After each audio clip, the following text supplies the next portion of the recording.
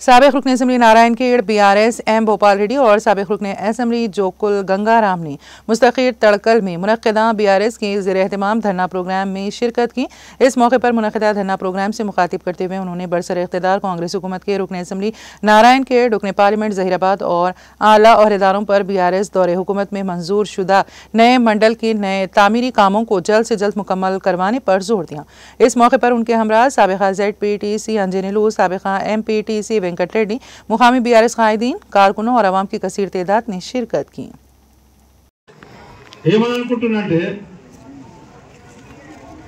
संजीव रेड्डी అమాయకుడని అయి ఉండాలి, లేకపోతే సంజీవ్ రెడ్డి అసెంబ్లీలో మాట్లాడిండు, మన ఎమ్మెల్యే గారు మాట్లాడితే ఈయన మాటకు అక్కడ విలువ లేకుండానే ఉండాలి. ఒక్కసారి కాదు రెండు సార్లు మాట్లాడండి. అమాయకుడు తెలియకనే ఉండాలి, విలువ లేకనే ఉండాలి, లేకపోతే సంజీవ్ రెడ్డికి ఇంట్రెస్ట్ లేకుండానే ఉండాలి. మండలి ఇవ్వకూడదు అనే ఆలోచనతో ఉంటేనే ఈ మండలం ఆగుతుంది. ఇంకా వేరే ఎక్కడ కూడా మండలం ఆగడానికి అవకాశం ఉంది. ఎందుకు అట్లా అంటున్నారో మీరు అడగండి. ఆ మండలానికి సంబంధించిన జీవో నవంబర్ 2023లో జీవో RT నంబర్ 304 ప్రకారం మనకు ఈ మండలం ఏర్పాటు చేస్తూ జీవో విడుదలైంది, గెజెట్ పబ్లికేషన్ అయింది. దీని తర్వాత ఏముంటుందంటే ఒక 15 రోజుల పీరియడ్ ఆబ్జెక్షన్ పీరియడ్ ఉంటుంది. ఆ ఆబ్జెక్షన్స్ ఎవరైనా చెప్పడానికి అవకాశం ఉంటుంది. దాని మీద నిర్ణయం తీసుకొని ప్రభుత్వం మళ్ళీ ఫైనలైజ్ చేయడానికి అవకాశం ఉంటుంది. కలెక్టర్ చేతనే ఉంటుంది. కలెక్టర్ ఫైనల్ నోటిఫికేషన్ కలెక్టరే ఇవ్వాలి.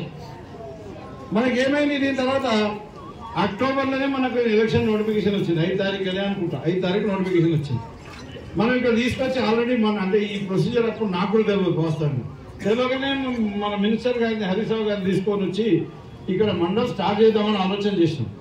తీరా ఇక్కడికి వచ్చిన తర్వాత కలెక్టర్ గారు ఏం చెప్పారంటే, సార్ ఇది మండలం స్టార్ట్ చేయడానికి అవకాశం లేదు, 15 రోజులు ఆబ్జెక్షన్స్ టైం ఉంటుంది, అది అయిపోయిన తర్వాత స్టార్ట్ చేద్దామని. ఇక 15 రోజులు అయిన తర్వాత నేను పోయి కలెక్టర్కి అడిగిన, కొద్దిగా ఎలక్షన్ పనులు ఉన్నాయి సార్, ఒక 2-3 రోజులు టైం ఏంటి అన్న. ఆ 2-3 రోజులు టైం ఇచ్చే లోపల మనకేం జరిగింది, ఎన్నికల కోడ్ వచ్చింది. ఎన్నికల కోడ్ వచ్చిన తర్వాత నేను ఎన్నికలు అయిపోయినాయి, కోడ్ అయిపోయింది, నేను ఓడిపోయినా. తర్వాత ఏం చేయాలి, ఇప్పుడు ఎవరు చేయాలి, నేనే చేయాలా? నేను చేస్తే ఇంకా ఎవరైనా ఏం చేయాలి, ప్రక్రియ పూర్తి చేయాలి అంతే.